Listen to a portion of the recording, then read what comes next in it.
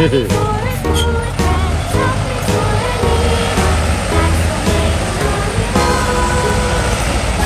tải đang lùi để đổ đất đấy các bạn ơi. Các bạn nhìn thấy đấy, xe tải siêu to khổng lồ đang để đổ về đấy. Lùi vào nào, lùi vào đấy. Đấy, cái này quá đẳng cấp.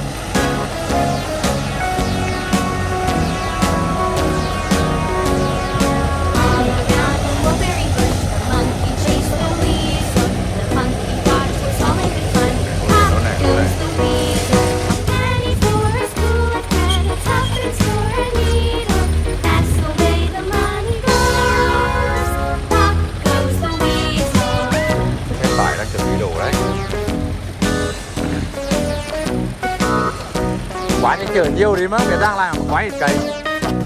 Quá chở nhiều nó đang lại quá ít cây. Tải đang vượt phạt đất như các bạn.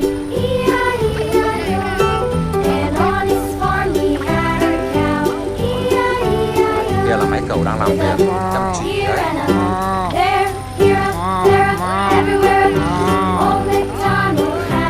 Mạnh nhấp nháy chưa?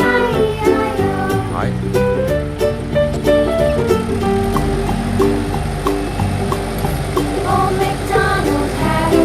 Đất chuẩn bị đổ xuống rồi đấy. Đấy. Wow. Quá đẳng cấp đây các bạn. Thực sự quá đẳng cấp. Quá nhìn. Nhìn đây.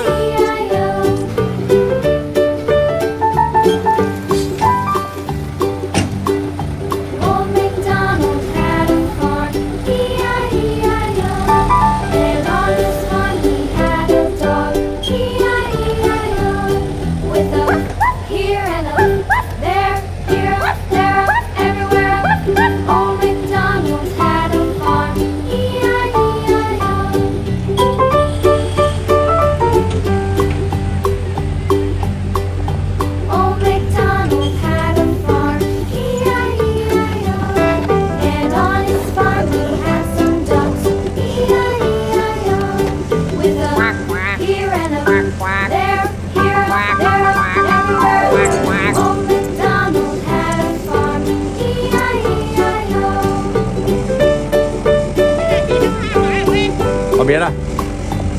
Cái xe con.